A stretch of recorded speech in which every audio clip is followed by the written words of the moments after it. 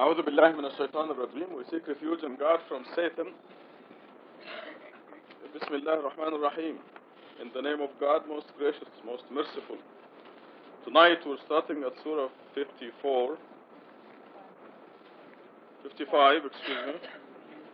and our teacher tonight will be Lori, right? But before we start, I want to make some corrections in my khutbah today. I make some boo-boos sometimes.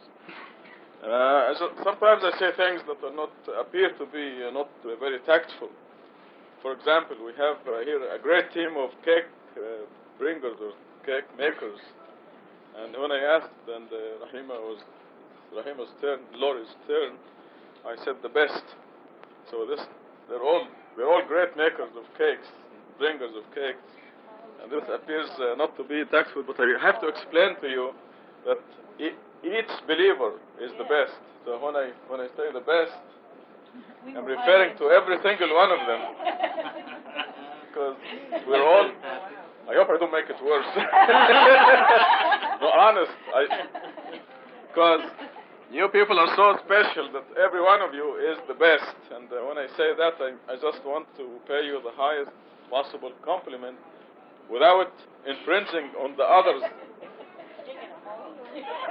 properties. That they are the best, each one of them.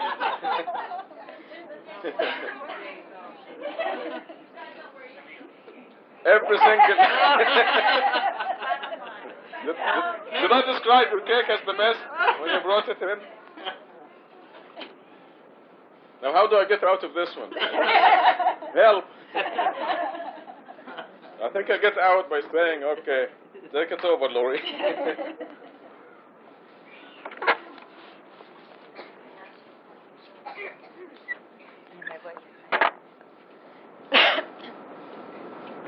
I seek refuge in God from Satan the rejected. In the name of God, most gracious, most merciful. God, most gracious, the one who teaches the Quran, the one who created the human being, the one who taught him how to distinguish right from wrong. The sun and the moon created as timing devices. The stars and the trees prostrate. He raised the heaven and established the balance. You shall not transgress when you weigh. You shall be equitable when you weigh. Do not cheat when you trade. He made the earth for all the people, with fruits and palms with sheaves, with food grains and flowers.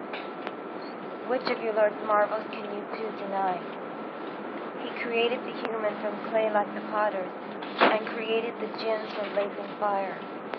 Which of your Lord's marvels can you two deny? Lord of the two east and the two west, which of your Lord's marvels can you two deny? He separates the fresh water from the salt water.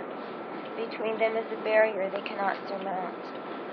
Which of your Lord's marvels can you two deny? From the two seas you extract pearls and coral. Which of your Lord's marvels can you two deny?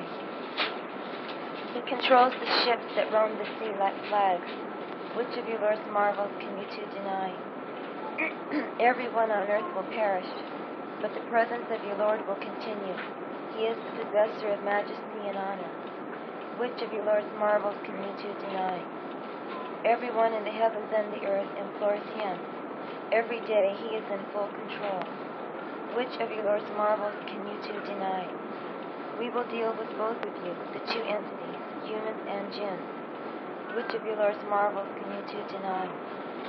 O you jinns and humans, if you can penetrate the outer limits of the heavens and the earth, then penetrate. You can only penetrate when given authority. Which of your Lord's marvels can you two deny?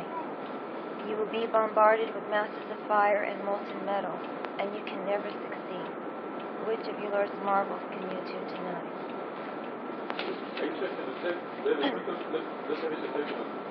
Do the same thing over there. Rima has grown up enough now. And put your hands on his back. Take good care of him.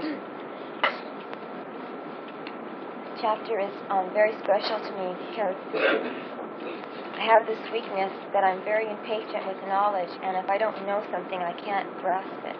and it always caused me trouble in school because if I didn't understand it, I couldn't do anything about it. And I became Muslim, and I read the Quran, and I found out that I had to submit even though I didn't understand something. It was really a test for me because I just wanted to know. And I never understood the jinns. It was just like, I read it, and I knew that they existed, thank you. And I knew because it was in the Quran, I had to believe it, but I didn't know what they were, and nobody could explain it to me, and I got really wild explanations of what the jinns were.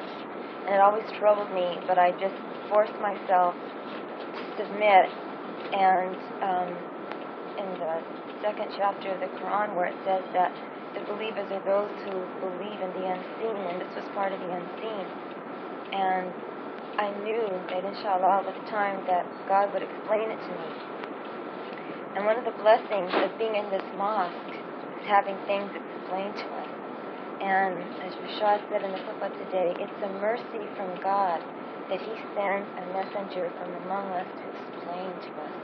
The knowledge is here in the Quran, and all of us have read the Quran. I read it once a month from front to back, and every time there's something new. And we get what we need at the time we need it. And we in this mosque are just developing so far. It's just amazing. Rashad and Lisa and Hassan went to Canada, and there where the people believe the way we do, they're still way behind us in the knowledge because we're here every Friday night learning and studying. We have the input of all these believers here, and we have a messenger that is given the knowledge that is passed on to us. And we're responsible for the information in the Quran. And, the verse in the Quran that was admonishing the romance was saying that they were believers when they weren't really. They were just submitters, and that's the first step. But only the believers can attain paradise. So if we don't have absolute certainty, we can't ever grow and develop to our fullest extent. And that's where the increased knowledge is such a blessing. And I've read this verse so many times, and the first time I read it, you too, humans and the jinns, I just didn't understand what it meant. I didn't understand what the jinns were, what their role was, what they had to do with me or with us. It was just a mystery, and I just, like I said, I had to force myself not to question it, not to be hung up about it. And when we had that discussion about jinns and the Quranic studies, I just kept my mouth shut and, we heard different things. But now, just in this last year, we found out what this is, and so this chapter has a totally different meaning. And for the first time, I understand what it means. And we know now that the jinns are, they have the same requirements. There's other verses in the Quran that says that they have the same requirements that we do. Some of them believed in Jesus, and they believed in other things, and then they heard the Quran, and they believed, and they have the same requirements that we do. And they also have the same rewards that we do. They're entities that we can't see, we don't know. They can see us, but we can't see them.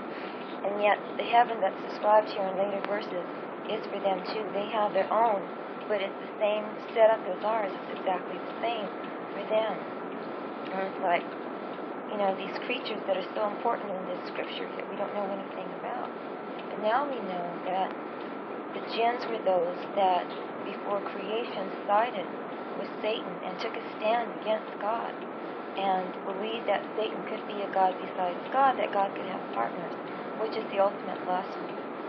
And so they were banished, and they have a chance to redeem themselves as well. And our job is to, and I used to read about Satan and his troops and generations of jinns and humans, and I didn't know how do they come to be generations? How do they multiply? How do they, what do they do to reproduce themselves? And now we know that a jinn is assigned to each one of us, and so their reproduction it coincides with our reproduction. That each one of us is given a companion at the time of our entry into this world, and we're in the same boat. We both sinned. We both came to this earth with original sin. We both took a stand against God, the jinns more forcefully than we did, but we took the same stand as not being for God, because there's only two ways. Either you're for or you're against, and we were wishy-washy. So basically we were against God. we've both given the chance to redeem ourselves. Thing is, the jinns took the definite stand, so they're going to try to convert us to Satan's way of thinking, into the original sin that we committed. So we have to convert them. So from the time of birth, we're in this constant struggle with our jinn companion to convert them to righteousness and to protect ourselves from falling into the path that they chose. And it's a struggle every day of our lives, and it just goes on and on. And the blessing about knowing who your enemy is knowing what they are, what their goal is, what their tactics are, so you can learn how to defend yourself. And that's what the Quran is, and that's where these blessings come from. So we know that. And to me, the greatest blessing of all is knowing that we do have original sin. We're bad. We were born bad because we took the stand against God. Okay, so now that we know that, we know what we have to do. We have to just every day of our lives try to redeem ourselves from that sin. And the Quran is very specific about giving us the way to do it, and we know now, we've heard it several times in Qutbahs, that we have to ask ourselves every day, who is my God this week? Okay, because that's our only goal in life, is to redeem ourselves. Nothing else has any importance whatsoever. And we have to do certain things. We have to support ourselves. We have to take care of ourselves. But with the goal in mind that this is to do righteousness. We can't be a burden to society. We can't steal. So we have to work and support ourselves. So it's all in tune with the same thing, which is purifying ourselves and growing and developing our soul. So as soon as you take that stand, then the jinns are going to try to, your companion and others are going to try and make you stray away from that path. And the greater the stand you take, the greater the enticements are going to be, and you just have to be prepared. And I've talked to several people who said that they encountered the same thing I did when I made the stand, that I was going to really try and devote more of my thoughts to God, because I wasn't doing enough, and I knew it, that they just took over, and it's like they didn't want me to, even the little that I was doing was in danger of not being done at all. It's just this constant struggle. And so I know this now, and I know that I have to just be on the alert at all times for this. And we know that most of it is the sneaky whispering. And there's even a surah where it's, this is devoted to this, that Satan whispers to us, and little things that don't seem so bad. We talked about this before. You can wait till the game is over before you pray, or I'll pray later, and then something happens and you don't pray. And that time can never be regained. If you miss the prayer, you can't make it up. That time is lost. The inhabitants of hell are the farthest from God on the day of judgment. Knowing that heaven is close to God, they will leave hell and sneak into the area closer to God. But because they are not sufficiently prepared to come close to God, they will suffer terribly in the presence of God and will flee back to hell, and so on forever. So here's this vicious circle that they're in. It's just like the Jehovah's Witnesses now. They don't believe in hell, but they believe 144,000 go to heaven, and the remainder, their chosen people or whatever, go to paradise. But they still deny hell. They say there's no burning hell, there's none of this. You just no longer exist, which is a lie, out and out lie in itself, because nothing that exists can be destroyed. Like matter can't be created, recreated, or destroyed, ever destroyed. It just recycles. In the real world that we're in the other world, it's not the real world, but in the world we're in now. So they don't believe in hell, because if you tell them anything contrary to anything pleasant after death, they say, well, we just don't exist anymore.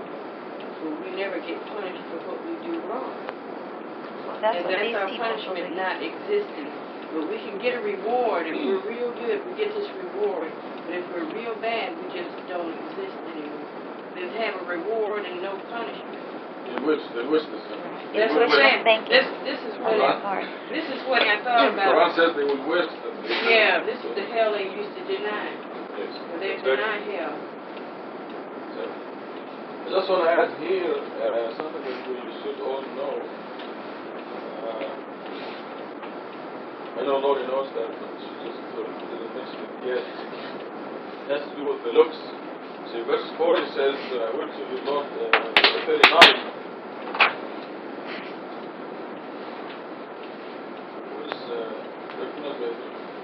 will not be asked. Oh, 39, yeah. The humans and the jinns will not be asked about their sins. Nobody will need to ask anybody about anything because the believers develop their souls and the disbelievers fail to develop their souls. And in Surah 17 we're told that the differences in the hereafter, I mean, in this room, the difference in our sizes are within a few inches. But in the hereafter, the difference will be like the difference between a mouse and the city of New York, the city of Tucson, let's say. So when you see somebody the size of the city of Tucson, he or she has developed the soul sufficiently. That's why they will be able to come closer to God. When you see somebody is the size of a mouse, you don't need to ask, what did you do wrong? So this is why nobody will need to ask anybody about their sins. It is so obvious. There will be no question. Also in Surah 17 we're told that everybody will be the judge for him or herself. Because in that dimension we will see what we really look like, how much we really developed, or how much we lack developed. So 41, the guilty will be recognized by their looks. They'll be undeveloped, they'll be shrunken. It's like being born without arms and legs. Deformed. They will be born into the hereafter, deformed, undeveloped, aborted. But they'll be alive, very well, very alive, not well.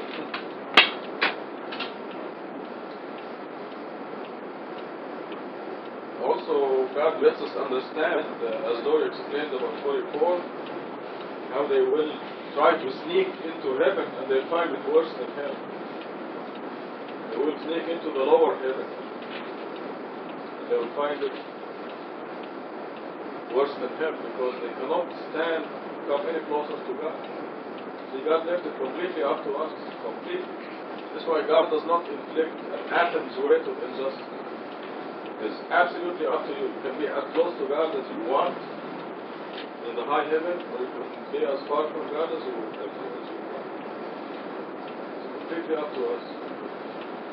So the conclusion is that God does not put a single person in heaven. It is the people who insist or choose and insist on going to heaven. The whole thing will be automatic in the hereafter. That's why it is important to do, for example, the 5 prayers a day. If you don't do the 5 prayers every day, you're in trouble. That's the minimum that you can do. Because those are the means for the real person.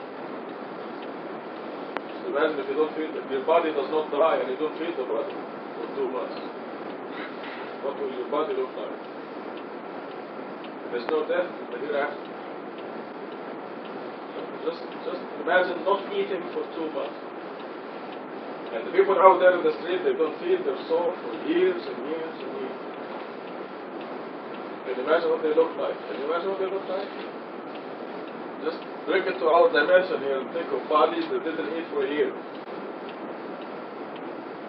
You see those skeletal pictures in the starving people in Central Africa, Ethiopia, Sudan, what they look like? You can see the ribs, the shrunk, skin and bones. And this happens to the soul if the soul is not fed. The 5 meals every day. The guilty will be recognized by their looks.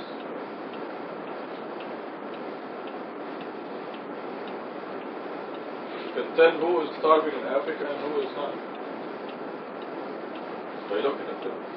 And in the hereafter you'll be able to know who is starving and who is not, except it will be by choice. So now we'll go back to Lori at number 46, the higher heaven. Yes. For those who reverence the glory of their Lord, there will be 2 paradises. Which of your Lord's marvels can you 2 deny? With abundant vegetation, which of your Lord's marvels can you 2 deny? 2 springs run freely therein. Which of your Lord's marvels can you two deny? They will have two kinds of every fruit. Which of your Lord's marvels can you two deny? They will relax on furnishings lined with silk, while the fruits of the two gardens are brought near. Which of your Lord's marvels can you two deny? They will have magnificent fountains therein, never before touched by any human or jinn. Which of your Lord's marvels can you two deny? They will look like gems and coral. Which of your Lord's marvels can you two deny? Is the reward of righteousness anything but the best blessing? Which of your Lord's marvels can you two deny? And these verses are just so beautiful. The higher heaven, and we know that the verses describing heaven and hell are allegorical because there's no way that we can conceive or understand what it really will be like. So God gives us things that brings it into our own dimension. But we know that there are stratifications, and for those, very clear here, for those who reverence the glory of their Lord,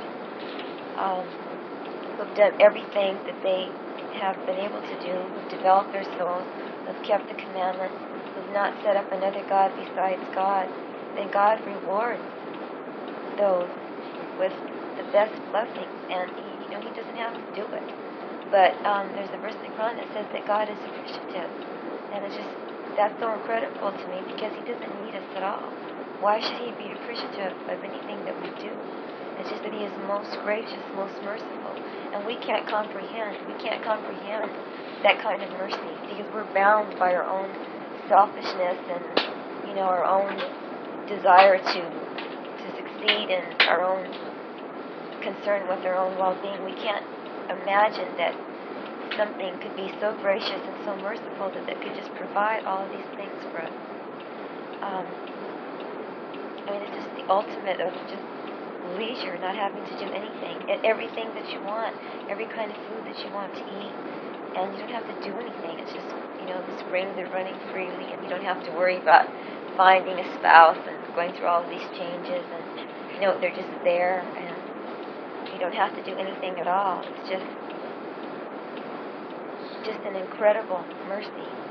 And, what did we have to do in the life to get there? It's like the most incredible, somebody offered you a deal and said that you buy stock at, 50 cents a share, and in 10 years it'll sell for $1 million a share, and you think, that's impossible. How could anything like that exist? But this is even greater. All we had to do was say our 5 prayers every day, not to have any other gods besides God, which is for our own benefit anyway. God doesn't need us.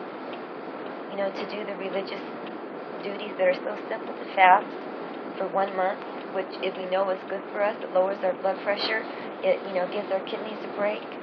We know that praying is good for us. We know about lubricating the joints and combating arthritis. All of these things that are done for our benefit anyway, and just in exchange for doing that, we get this unbelievable, this paradise that is beyond our wildest dreams. And we know that it's even greater than this, because this is just something that God gives us, which is to our limited ability to perceive anything. What God has in store for us is so much greater. In fact, we're told in the Quran that we can't even imagine what is in store for us as a reward for doing what we're supposed to do in the first place. It's just incredible mercy. And, we've talked about this before sometimes. Well, the lower heaven isn't that bad either. When we read the next verses, you'll see. But the picture here, when there's not that great a difference, is that we know that the higher heaven just means that we'll be closer to God. And that's the only understanding that we really need to have, is that we'll be closer to God. And the further away from Him we are, the more miserable we'll be. So even though we'll be in paradise in a lower heaven, it won't be the same. And then the next verse is the lower heaven, starting with 62. The next surah, inshallah, will tell us who goes to the high heaven and who goes to the low heaven, very specifically. And our teacher will be Nagme, Friday. Surah 56, Nagme. I can note it.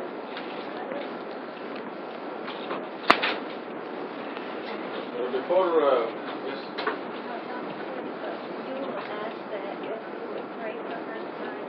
She left this virus and grill it out back, cloth and stuff. She said if she had the baby right now, we'll be back. nothing bad will happen to her. إن شاء الله ربنا يسأل الفاتحة for Yula and her baby. And ربنا يسأل الفاتحة also ask God to heal Lori, her voice. And Perry Bash's daughter Lamia is having an operation of teeth next week on Friday. God loves it when we pray to Him and ask Him to heal our friends and heal us. And ask Him for the dearest wish. Also, we're going to pray to God to bless the birthday folks. Suad, Hamid, Hamid's birthday is tomorrow, and Suad's birthday is on the 7th. And the Irishans are having an anniversary, the 19th anniversary, I think. So, we'll ask God to give them all the greatest year coming up, and every year after that to be even better. God's blessings. Al-Fatiha. بسم الله الرحمن الرحيم الحمد لله رب العالمين الرحمن الرحيم مالك يوم الدين إياك نعبد وإياك نستعين اهدنا الصراط المستقيم صراط الذين أنعمت عليهم غير المغضوب عليهم ولا الضالين. Also ask us to bless Sherry and keep our friend forever.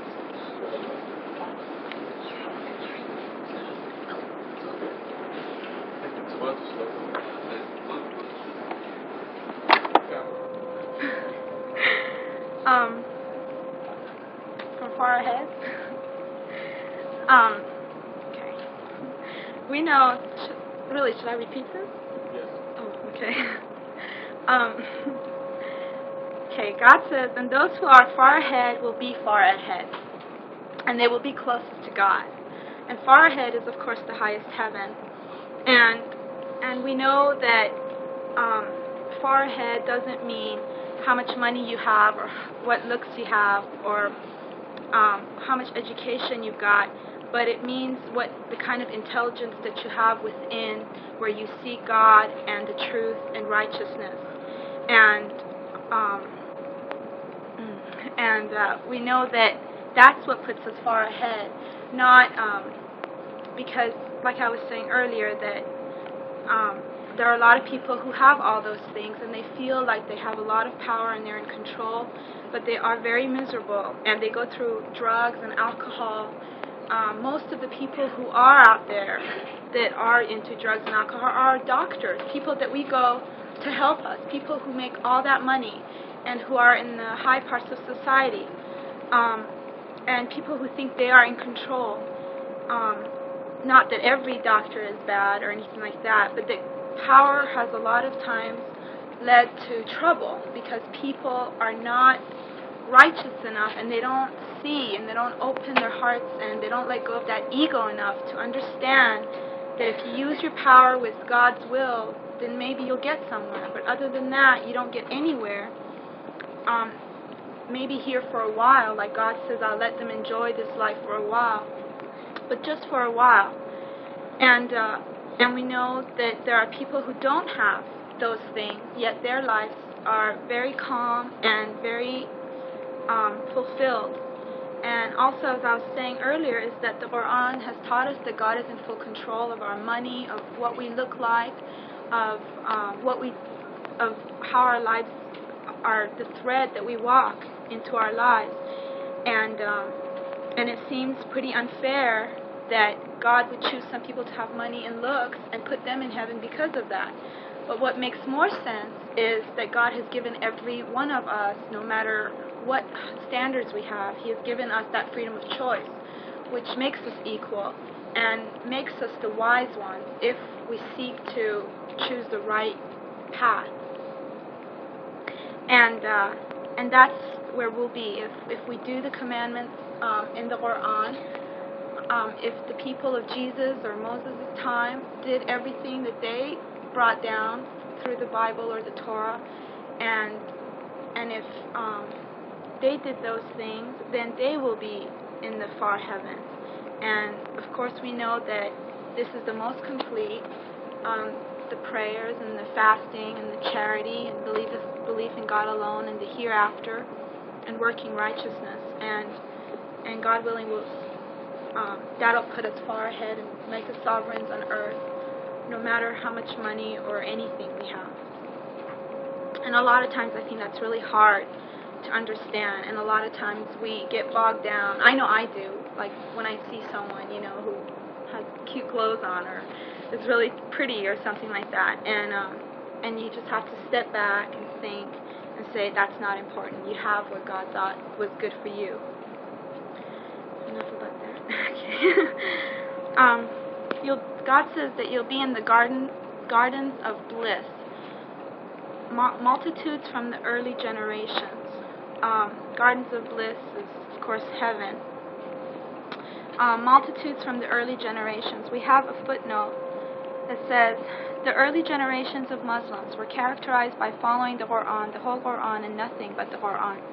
250 years after the Prophet, Hadith and Sunnah appeared, followed by the various schools of jurisprudence. This marked the progressive deterioration of the Muslim nation. This tells us the early generations, those are the people that had the big prophets. Those are the ones who had the messengers. And, well, we have messengers too, but it just seems like then it seemed like it was more in people's lives. Now it seems like technology has taken our lives so much that people don't think about God actually sending angels down or messengers down or miracles down. But so those people who did follow the exact correct way were in the early generations, and there are some people now. But right now it seems like we just need more and more and more proof to make us be disciplined enough to understand. And it seems like as time has gone by, people just want to interpret the way they think. If they don't like something, the way it sounds, they have to change it to the way they want it. And that just makes a lot of conflict. And thank God that's why we have the Quran, which is so easy to understand. And God says it's easy to memorize and understand. And it says in the footnote that 250 years after the Prophet, these two books appeared. And we know that these two books are the books that have all the traditions, the things that are totally contradictory to the Quran. And these people are so blind that they don't even sit down to compare, to understand and see that it is contradictory to what their prophet that they idolize brought down. Number 14. But only a few from the later generations. And this again tells us that it's just the later it gets, the harder it is for people to understand and to follow, and they're so bogged down by the material things of this life that it's too hard for them to be religious and to do 5 daily prayers and or fast for a month. They couldn't see that at all, and so it seems like it is harder. And I guess now we have all the prayer and we have all the 5 commandments. And it's more, I don't know what you want to call it, technical or something, to get, there's more work maybe to get to the highest heaven, and it's harder for those people who want to work that hard and want to put in the time to do their prayers and their fasting and wake up before dawn. And it is harder, and it just seems like those people have to go through more tests, and it just seems fair in that sense. God says that will be on sturdy furnishings. They will relax in rows facing each other. Serving them will be immortal servants. I know that a lot of these descriptions of the high heaven or the low heaven, or maybe even the hell, they're all allegorical. And God knows us so well that He explains all these things to us in a way that we could understand. And so everybody loves to relax, and they love to have stable things around them. It seems like one day you're down and the next day you're up, but God willing in heaven, everything will just be the same. And it says serving them will be immortal servants. We'll have people serving us. Whereas later on we'll find out that in the lower heaven they have to work for their water. They have to pour their own water, whereas we have servants, not we, but people who are in high heaven. I hit too late. be in the high heavens, and they will serve us with cups, pitchers, and pure drinks. So it just shows that we're just going to have to do less work. The more work we do now, the less work we'll do then. If this, then that. Just do it. They are never diverted therefrom, nor deprived, which is great because we know it's being here as humans and being weak like humans. We have a tendency to be diverted, but thank God we're pinched here and there, and we learn. The ones that want to learn, they learn. But we do get diverted. But there, God says you won't be diverted, and we won't be deprived. So I won't have to look at anyone and say, oh, he's too cute. With what? Oh, me? Does this mean that when you said they won't be diverted or deprived, doesn't that mean the absence of anything satanic? Because, Satan was the one who diverted Adam and Eve and deprived them of their garden there. So there won't be any Satan in heaven to divert you from your reward or deprive you from it. Yes, great. With fruits of their choice, so whatever we want, and meat of birds that they desire, anything we choose, anything we desire, and magnificent spouses. We won't have spouses like we could have on earth, but I guess maybe it could mean that since people supposedly love their spouses, then they can love up there just the same and more. And they won't have to go through any kind of troubles. It says that God describes them as precious pearls, and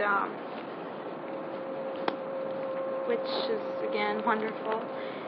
This is the recompense of their works, which shows us that the more righteousness you are, and the more work towards goodness that you do, the better you will be treated in heaven, and the more you can have. They will hear no vain talk therein, nor sins. Only utterances of peace, peace. I know that in the Quran it says believers should not commit gross sin, or they should stay away from sin. Yet God says that He understands that we do get diverted sometimes, and it says that we shouldn't sit around tables where people are talking rumors, and that if we sit with them, we are just as guilty, and that we should get up and leave. And if we don't, we stay by mistake, then get up and leave when you remember and repent. And that we shouldn't speak behind each other's backs and things like that. But I think that a lot of times, especially when you're groups of people, things like that, you do fall into all that. You do fall into rumors, and it just seems like when people get into a group, they disagree on so many things. It's like they say, don't talk about religion, don't talk about government, don't talk about, I don't know what else, but they'll talk about rumors, because it's the one thing that seems like a group of people just really understand together. They really have fun with it, and they don't have fun if they disagree on religion. People want to kill each other if they talk about government or religion or discrimination or racism or anything like that. But rumors, it seems like it's an easy topic, and it'll get people to be friendly with one another, and it'll pass time. But up there, we won't have to stoop that low, and again, Satan won't be there to take us that way and make us forget. There won't be no sin. There will be no sin, and there will be no vain talk, but there will be just peace and happiness, and God willing, we'll be there. Any questions? Verse 15, I have some very good news for you. Not flattering you, but you are very, very special people. You've got to go to the highest heaven. I'm going to explain to you why. When Abraham started the religion of Islam, according to God's instructions. He and the people around him were worshipping God alone. And as time went by, Satan sneakily and gradually added idol worship until the time of Muhammad came, some centuries later. By the time Muhammad came, they were worshipping lots of idols. Lat, Manat, Uzza, and all that. They were in the Kaaba that Abraham built. And you've read how many verses in the Quran that say Abraham was never an idol worshipper. Yet there is the Kaaba that he built that was full of idols. And then God renewed the message, sent the Quran to Muhammad, and sent Muhammad to tell the people the idols are bad, worship God alone, worship God alone. So what happened? And Muhammad and his company were persecuted severely. They threw on them all kinds of dirt and thorns. Then they banished them when they grew. There were about 10 or 15 people for about 3 years. Then they grew to about maybe 25 or 30 people. Then they thought they were getting too strong, so they banished them out of Mecca, boycotted them. And those people were abused. So those have to have a special place in heaven. They went against the current. They were worshipping God alone in an ocean of idolatry. You can easily see that they are very special people. They will be in the highest place in the high heaven, because even within the high heaven and the low heaven there will be ranks. Okay, now, 20 years ago, you see how it says here to you from the later generations? Now these are later generations after Muhammad. 1400 years after Muhammad, there is not a single mosque in the Muslim world that was worshipping God alone, that is upholding the commandment, the mosque belongs to God, we should worship, we should not mention other names with God. And then God renewed the message right now. And the message went loud and clear, ringing throughout the whole world: worship God alone, say La ilaha illallah, not La ilaha illallah Muhammad Rasulullah. And devote yourselves to God alone, uphold the commandments of the Quran, purify your worship, your prayer is wrong, your fasting is wrong, your zakat is wrong. These are all blessings from God that He sent to our generation. And again, we are subject to the same persecution, the same ridicule, lucky us. Yours truly cannot go into any country in the Middle East. I'll be shot within 24 hours. Just symbolize this. And if you go to the Middle East, you better disown me. I'm asking you to do that. I mean, God says, even disown God if you are under those circumstances, as long as your heart is filled with faith. If you don't want to get in trouble, you better tell them, I don't know Rashad Sharif. But this is, you are a very, very special people. You've gone through the mill, ridicule, and mocking. Today, Tasneem calls me from New York, and she was talking to some relatives of her in Chicago, who are very active in the so-called Islamic Center. And she told them, I'm devoting myself to God alone. I only say La ilaha illallah. And guess what they said? They said, Tasneem went to the dogs. She's worshipping God alone. I mean, this is ridicule, right? You ridicule her. You know, you're saying La ilaha illallah, you're saying worship God alone. You mean God alone? Is that all you have, God? I mean, you see the logic? They're ridiculing her. Mahmoud was working the other night, and some so-called Muslims walked in the store, and they saw the label says Muhammad or Mahmoud on the label. He said, are you a Muslim? He said, yes. They said, how come we don't see you at the mosque? He said, how come I don't see you at the mosque? So they said, oh, you mean you go to that mosque? Because the mosque that worships God alone, right? Now Noah, if you remember in the Quran, Noah said, because Noah was building the ark with the flat float, whatever you call it, water raft, and they were laughing at him, and he told them, he said, you're laughing at me, but I'm really laughing at you. And this is what Mahmoud actually was doing in the store. Because they said, oh, we never believe in mathematics. Now listen to that statement. Now, on that day, they probably had an exam in calculus, right? At university. And they had to follow the formulas and the equations, and otherwise they're flunk. So they believe in mathematics, but if it comes to God and the Quran and worshiping God alone, they don't believe in mathematics. So they were looking at Mahmoud, ridiculing him, and of course, in his heart, he knows poor souls. Just like Noah, he was ridiculing them. Just like he was laughing at them, just like they were laughing at him. But this makes Mahmoud a very special person. This is what it means, multitudes from the early generations. We are the first generation of renewing the message. And we see it very clearly. Every one of us is in the light, and we can see it. Just go in any mosque in the world and say, La ilaha illallah, and they will beat you up. You are saying, worship God alone. So you can see what happens after centuries from the first generation. Abraham was the first generation.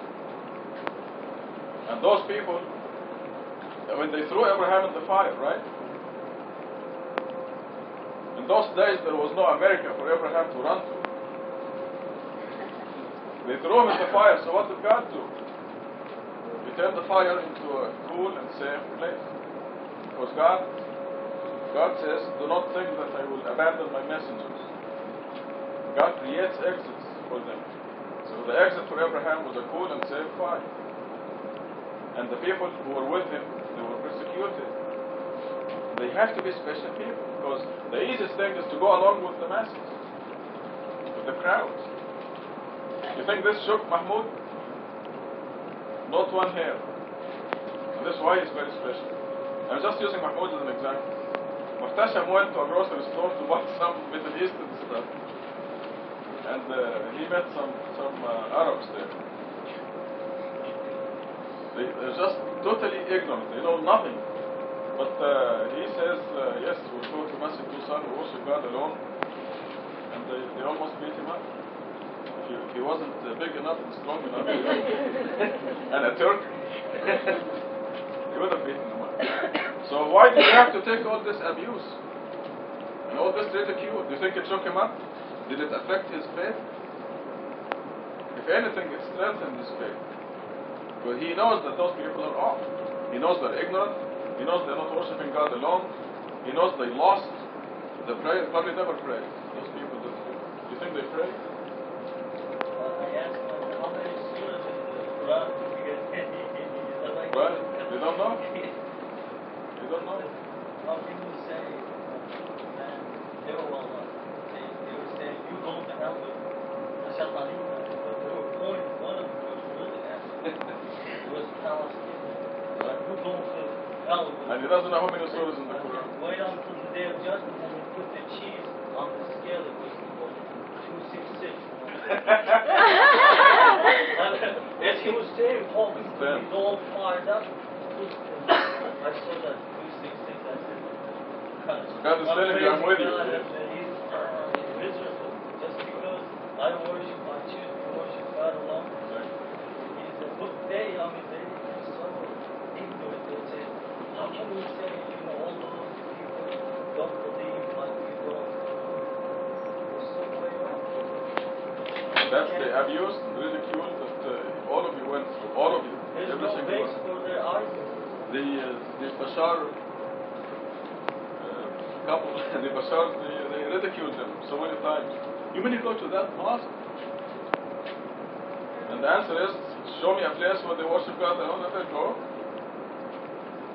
We'll go to that place. I will go to that place. Any place where they worship God alone, we'll go. God is the one, God is the one who created you.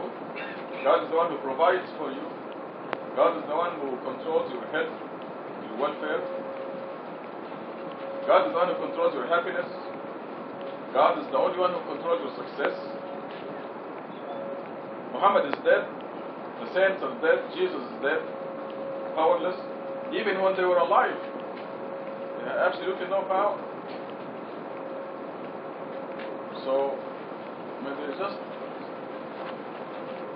because you're going through, this is the first generation. We are so lucky. We are a first generation, like Abraham's generation, Muhammad's generation. Muhammad's generations went through the ridicule, the abuse, and they had to leave their city, Mecca, and go to Medina. The persecution they went through. Because of this, God reserves a special place for them. God is reserving a special place for us. I'm saying it by God's grace. So I have this very good news for you. Because you fit here in verse 13, multitudes from the early generations. In 50 years, I assure you, in 50 years, there will be millions of people worshiping God alone and upholding the Quran alone and praying the correct way. Millions. In just 50 years. But they will be following the crowd. They cannot be like you. They will be protected by their numbers. Right in this location, right here, there will be thousands. On this block, in this mosque. And they'll be powerful. The people jumping on the wagons. But they don't deserve the same position or the same credit as you.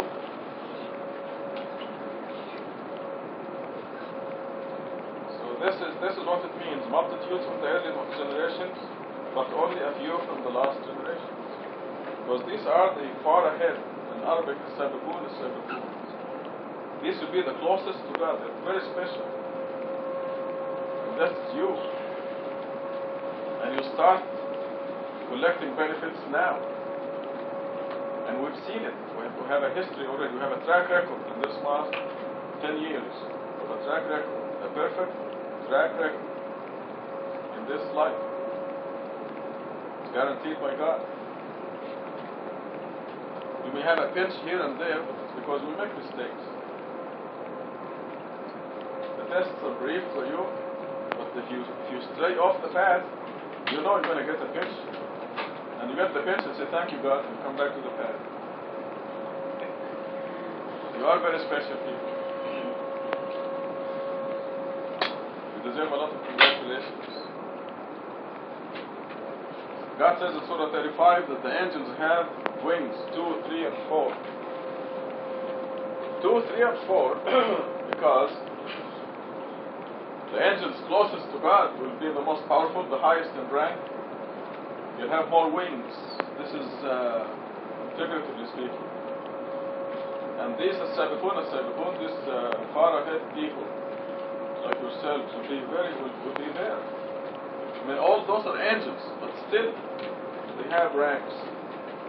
And 50 years from now, the thousands of people who will be in this location, inshallah, they will go to the high heaven because they worship God alone, and they will pray the correct way, and they'll go to the high heaven, but they cannot attain your rank because you're the ones who are taking the abuse. The people who take the abuse and the ridicule have a very special position in the Bible and in the Quran. I had a little thing hanging there for a while that says, congratulations to those who are persecuted. But the prophets also have been persecuted. Remember that verse? I had it hanging there. And this is God telling you congratulations. The Bible. So we are very, very lucky, and I'm stressing. I keep stressing this because I cannot stress it enough. Just so we can thank God, so we can be appreciative, so you know who you are. Satan will always put doubts in your mind. Always will tell you you're nobody. He hates your guts, okay? Because he's going to be deep, deep in hell. You hear that, man? You were asking about Satan in the hereafter? He will not be in heaven, no. He will not even come close. He and his troops will be way deep down in the lowest pit of hell. And he'll be beating them and they'll be beating him. You're going to spend eternity doing that. So he will try to tell you you're a nobody, but you speak back to him. Tell him, I believe God. And I believe that I am in this group, multitudes from the early generations. Because this is a first generation. I mean, I couldn't believe it myself. For a long time I said, it couldn't be just It's just us here worshiping God alone. There must be millions in the world. But I discovered that I'm naive, that the human being is really bad. I was talking to my nephew, Sharif, in Egypt. And he says, I'm the only one in Egypt. He really is a believer. And you can tell the people who believe, because they are in the light, they understand. And he's the only one that I know in Egypt that is really a believer. Inshallah, he will come to the conference. He's only 20. He was born 2 weeks before birth. And he's the only believer in all of Egypt. I mean, I was really naive. I mean, I said there must be millions in Egypt who worship God alone. Nope. Wrong. So that's why I'm speaking so strongly. I'm telling you, you're very special. And when Satan tells you you're not, you tell him to shut up. You're very special. This is the verse that talks about you. Congratulations. Yes.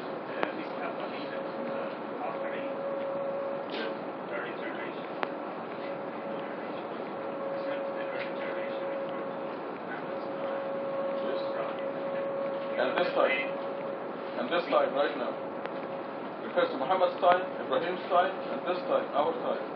We are a first generation right now, because we are the fortunate generation that is renewing God's message, restoring it, cleaning out all the junk and the elevation.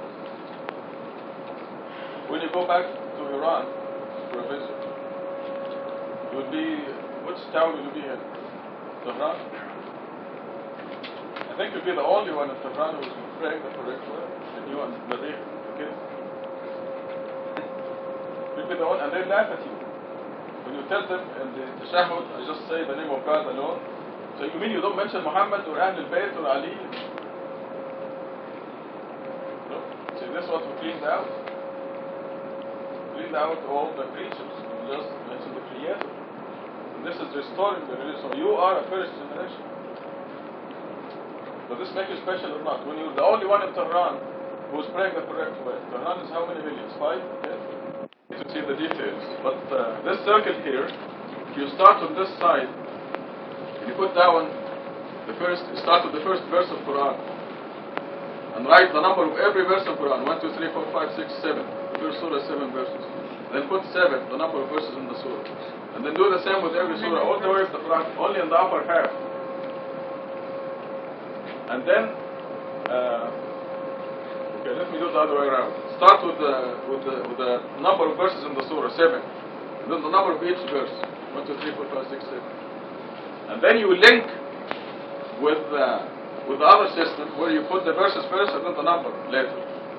Okay, you will end up with a number that is in a circle that is 25,400 approximately digits. Numbers. This number is 1 mile long, and it is divisible by 19, and it has all the numbers of the Quran with the two systems. One system where you put the number of verses at the end of the list of verses. Another system you put the total number of verses at the beginning, and in between the two systems you have the number of the verses in the whole Quran. It's going to be in the circle. This eventually is going to convert the whole world, because they will know that this book is not human-made. I mean, the Americans are becoming so strong now that they will be irresistible. So we may be a very special, you're still a very special group, generation, because you've been here even before this miracle was half this strong. It is growing now. And 50 years from now, it's going to be very common knowledge. People will accept it easier because there'll be more people talking about it. These people told Mahmoud, we don't believe in mathematics. They don't even look at it. But as they jump on the wagon, they will look at it and they will see it and they will know. They will not just believe, they will know that this is God's message to the world. So the later generations for us may be different from the other. There are only 300 years left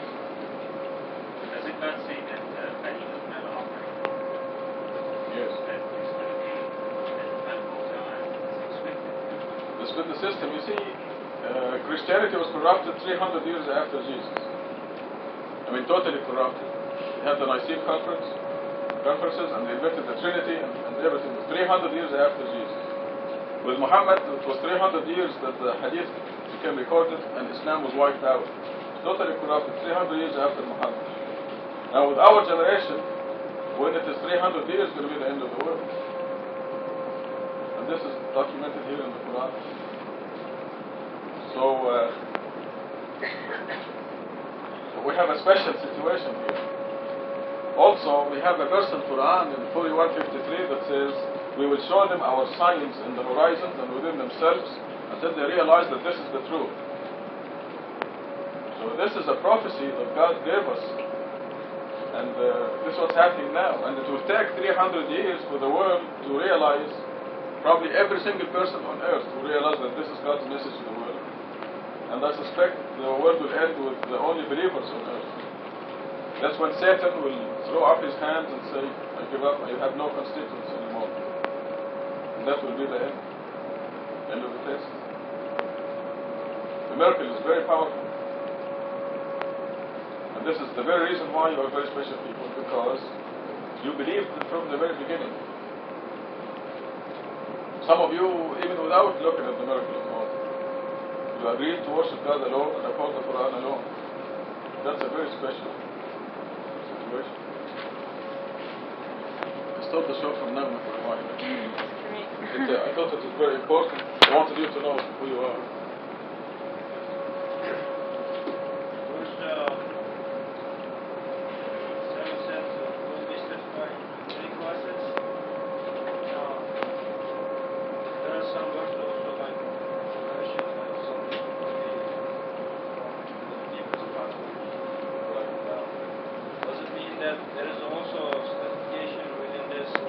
Yes, within each layer, yes. Right. But you can call this hell, there will be grades of hell in there. It will be the deepest, the hypocrites will be in the deepest pit of hell. Hypocrites are people who think they are believers, they say they are believers, they believe they are believers, but they're not. Those are the hypocrites. But the whole place is hell. And God says those who verily miss hell and make it into the lowest layer of the purgatory, God calls this a fantastic triumph. Because if you miss this thing called hell, within which there are strata, different layers. The same with the lower heaven, and the same with the high heaven. Because the people in the purgatory, they cannot go much higher, but they are fantastically happy. They are in heaven. And within heaven, like I said, there will be a line beyond which you cannot go. These are natural borders. Your growth and development will decide that. You know, every time you get abuse and ridicule, you grow immensely. That's why Mahmoud came out smiling out of that episode.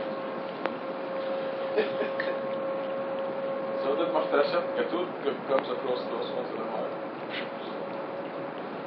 I have one right in law school. Yes. He's not going to law school, but he works in the library. God, one time he went like this, so almost hit me. Gosh. He was you worship God alone, right?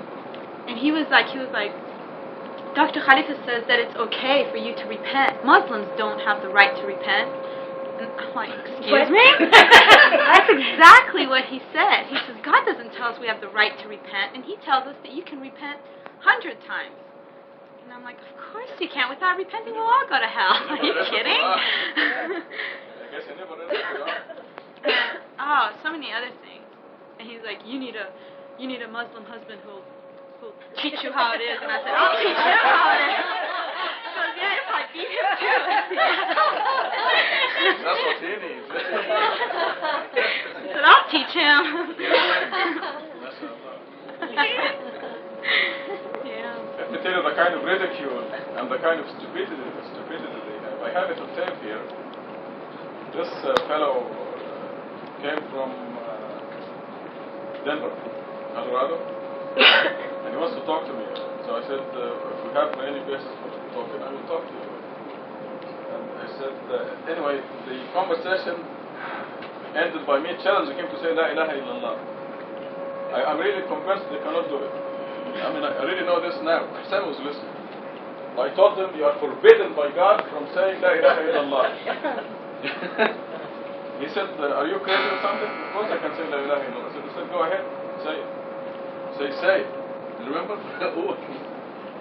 And he would say, La ilaha illallah, Muhammad Rasulullah. I said, see, you cannot say it, can you? He said, of course I can say it. I said, go ahead, say it. Say, La ilaha illallah, Muhammad Rasulullah. He said, see, you just proved to me that you cannot say La ilaha illallah, can you? Because you are forbidden by God. I mean, here I'm challenging this guy to say La ilaha illallah, and he cannot say it. I have it all recorded on the tape. Now, so this is a fellow. I kept challenging, and I guess he got so mad. So a half hour later, he called and he said, "I'm going to bring a gun and kill you tonight." Yeah, I have it on tape. So now he's so stupid because he talks to the machine, he's recording it, along with his phone number and everything. So of course I called the police went and paid him a visit. But that's how stupid, how angry he can. Would you threaten somebody and record it on the machine? Yeah.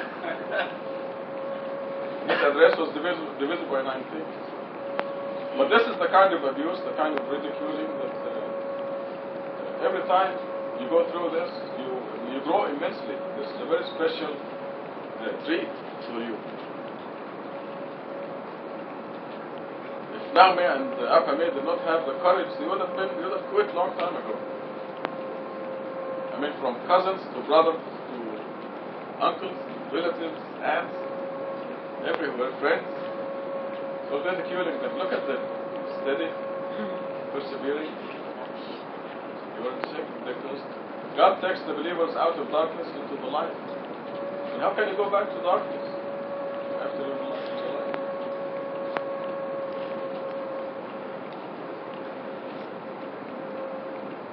You cannot say La ilaha illallah. Actually, I know they're forbidden by God from saying it. Or hypnotized by Satan, or whatever the mechanism is. So within the high heaven there are ranks, and within the lower heaven there are ranks, and within hell there are ranks. But these are the general divisions. As we saw in Surah 55, there are big difference between the high heaven and the lower heaven. What we have seen are the general characteristics of it.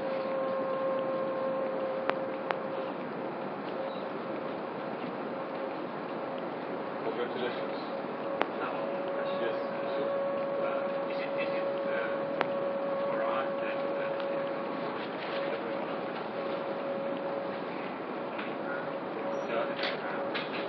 No, there will be more believers than ever. Now, by the way, some people that were kind of suspicious of my population estimates, and God never turned me down. Parade magazine, the last issue, had an article of the population. They had a population curve there, and it is in full agreement with my estimate. So, just in case. Talking about the grass eaters and the early generations, including us in the bar. Right. Because I showed that the people from now to the end of the world will be 15 times as many as the people from the beginning of Adam until now. In other words, the vast majority of the human race are getting the message that our generation is beginning right now. We're starting a message of worshiping God alone, upholding God's word alone, and this is the message that God wills for the vast majority of the human race. 70 billion people. See, up till now we had 6 billion people. From now to the end of the world, it is projected that we'll have 70 billion people.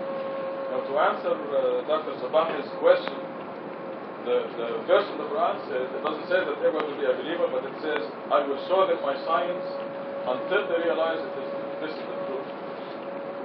So the prophecy is God will spread His science until everybody becomes, not everybody, maybe everybody, but at least almost everybody will be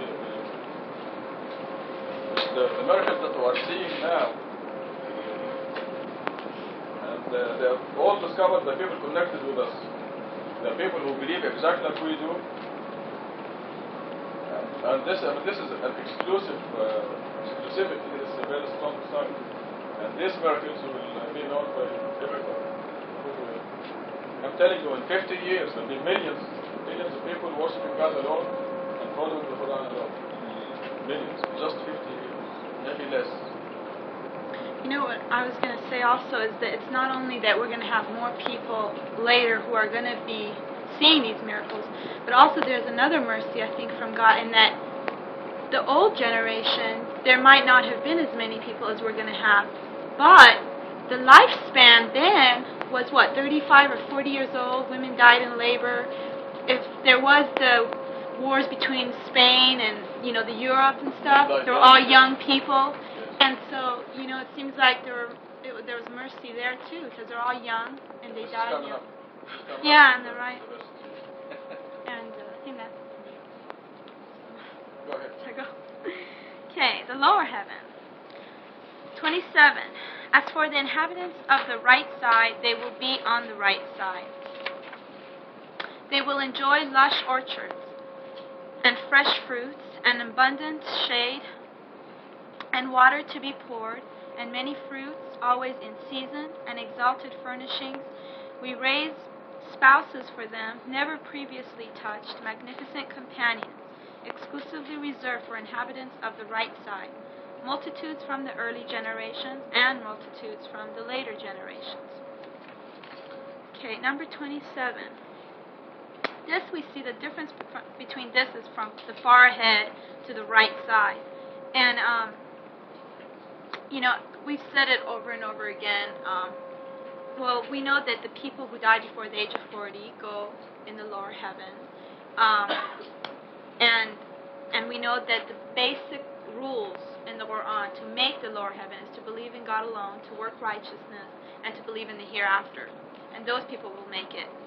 And the right side just sounds so right.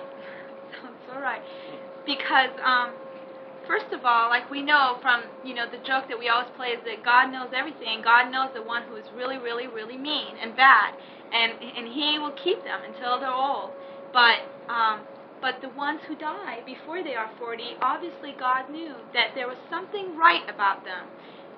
And just because, their life was shorter than ours doesn't mean that it was any kind of bad, thing from God's position, but that maybe they were going to prove a test for their family or whatever, but that the thing is that God knew they were on the right side. And God tells us that at the age of 40, before the age of 40, they go to the lower heaven, and it just makes sense that those are the people who died before that age, and plus of the tests and things for our families. But they are still, they're still protected, and so if you're on the right side here, you'll be on the right side there. You won't be up at the top of the people who really tried hard. But you'll be there. And also, I think a lot of times, there are a lot of people who believe in God alone. They believe in the hereafter, and they work righteousness. But it's just way too difficult to ask them to do anything else. They might give charity, but, on their own. I think a lot of people maybe do. But they probably don't even give money or anything, but old clothes type of things. But God says He will reward them for whatever righteous. Right. So it's some kind of charity, but they will not do the prayer. It's too hard. They say, I could see myself doing 1, but 5, and I'm like, you're not doing any, God doesn't need you to be doing this. It's for us, and you're not doing any favors for God for doing your prayer, but that it's a favor for us. And over all that, to think 25 minutes maybe out of your whole day, 24 hours, is really nothing. And I hate to think of it as that, but sometimes they just bring you down to saying that. But anyways. They're living on diet tips.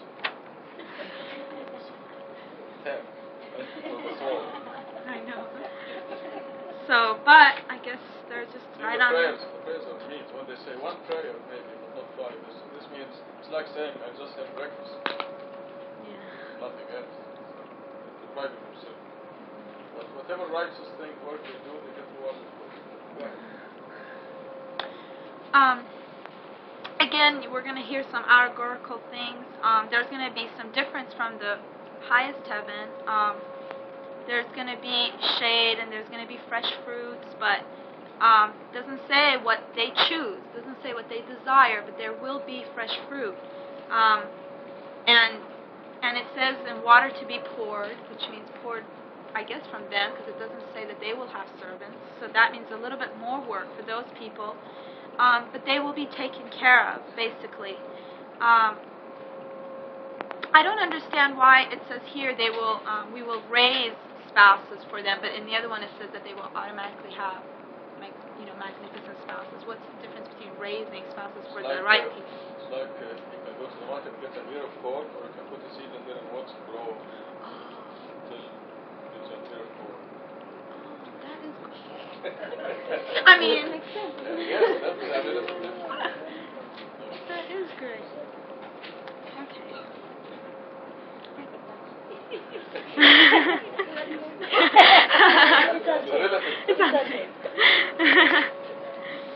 And here we have multitudes from the early generations and multitudes from the later generations, which goes along with what you were just saying, that in the later generations that come after the people who went through all the trouble and the hassles of people laughing at them and mocking them, there will be a lot of people who will be, God willing, following the scripture.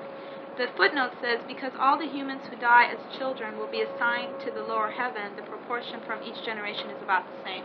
That also makes sense, of course. We just know that, multitudes from the early generations, that could be the people who, the younger, the ones who died before the age of 40, because in the earlier generations, they died at a young age, and then the multitudes from the later generations could be the ones, all the people who follow us. No, but because the something it happens all the time, no matter what is happening. It could be Abraham's generation, or Muhammad's generation, or Moses' generation, but still children die. Accidents, people die before 40, and so on. This is happening continuously. No.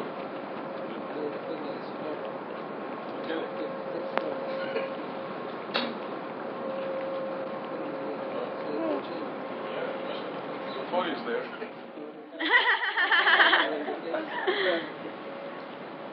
Yeah.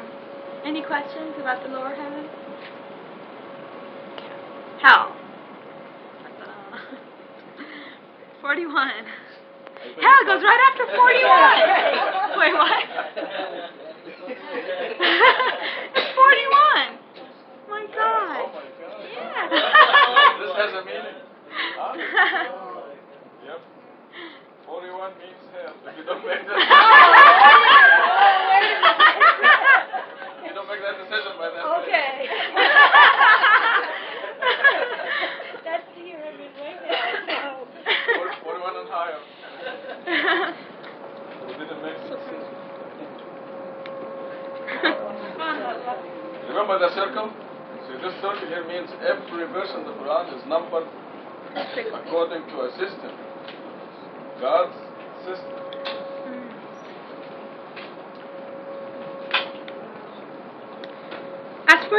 Shall I go on? As for the inhabitants of the left, they will be on the left. If you don't work righteousness, you don't believe in God alone, you don't do the commandments, you don't listen to your inner intuition to believe in God and work righteousness, then you will be exactly where you deserve to be, which is hell, which is Lisa wants to stop you. Oh, I'm sorry. If you go to the store that we looked at last week, we also talked about the hell. It's 41. Oh my God. Oh my God.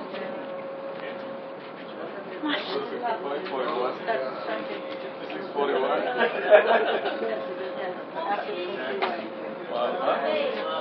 378. 378. There has been any doubt. Let there be no doubt, folks. 40. 40 is the cut-off point. We're like the people on Noah's Ark, or people walking through the sea, with Moses. God, we're just like those people. So wonderful. Exactly. In ill winds and retribution, in shade that actually burns, never cool, never tolerable. They used to be spoiled. They insisted on the great blasphemy. They used to say, after we die and become dust and bones, do we get resurrected? Even our early ancestors say, the early generations and the late generations will be gathered together on a predetermined day. Then you, O strayers and disbelievers, will eat from the trees of bitterness. You will fill your bellies therefrom. Then you will top it with lava. You will ingest drinks of humiliation. Such is their position on the day of judgment. We created you, if you could only believe. Do you see the semen you produce? Is it you who created, or are we the creators?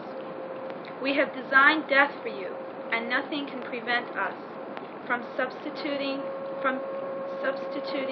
others in your place and establishing what you do not know. I'll stop there.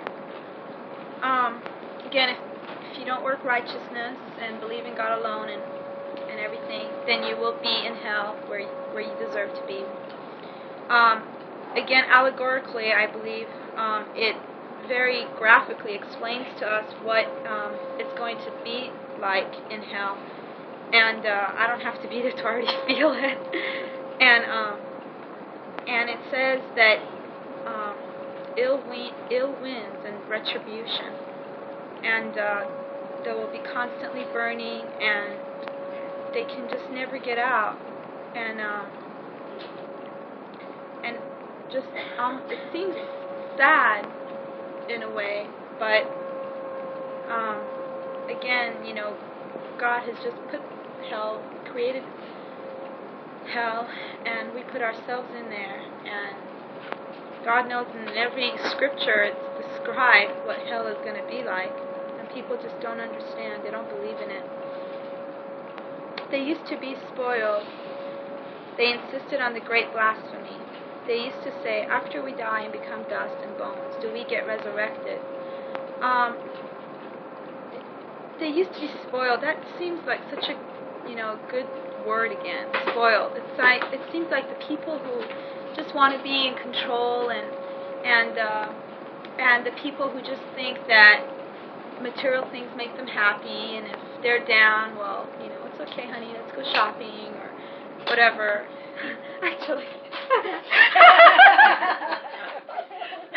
Wait. Believers can do that too. Ask Ahsan.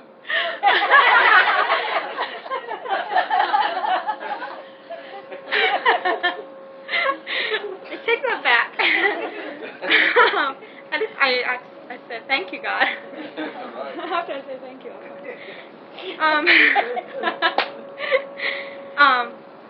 well, anyways, those spoiled people who think that they are just in charge and that they can make things better or worse on their own, and they don't need anyone else or anything else, and as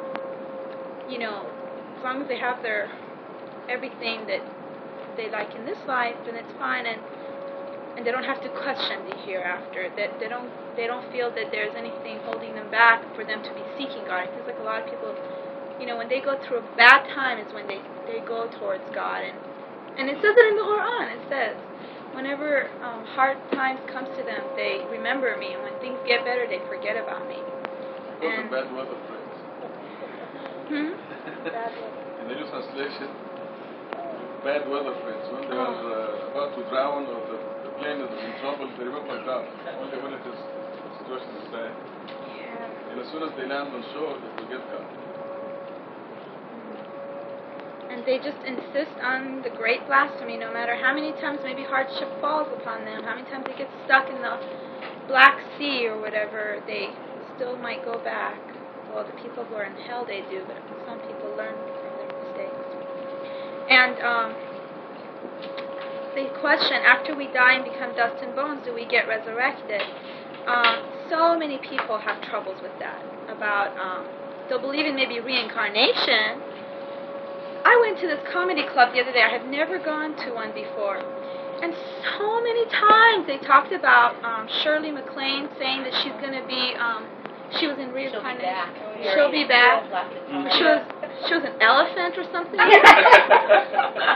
in the hereafter, but she will not believe that she could, her soul could be raised, but she'll believe in reincarnation. And so many of these people brought up the same thing, up on the stage. And, but anyway, so they question that too. And God says if you don't believe in the hereafter, one of the pillars of the lower heavens, then that's it. Even our early ancestors, there's no difference. We know that God has sent us prophets and messengers throughout the community and throughout our lives. So whether it's early ancestors or later ancestors, we're all going to be resurrected together, no matter what. Say the early generations and the late generations, just like what I said, will be gathered together on a predetermined day. We know that the day of resurrection, the day of judgment, will come in about 300 years, and that everybody will be waiting in line, and they will be judged by their souls and their videotape, and we're all going to be together. We're all going to see what the other person is, and there's nothing you can hide. And like it says in the Quran, it says even the ones who are friends will be hating each other on that day, if they didn't work righteousness. So all be together. Then you, O strayers and disbelievers, will eat from the trees of bitterness. You will fill your bellies therefrom. Then you will top it with lava. You will ingest drinks of humiliation, which again describes everything that they go through and how miserable it would be where your soul is not developed. Such is their position on the day of judgment. We created you if you could only believe.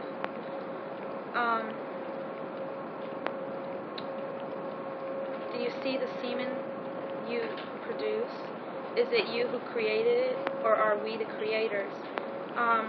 Again, this is a reminder again for us to take a look at, gosh, how were we created? How did all this come about?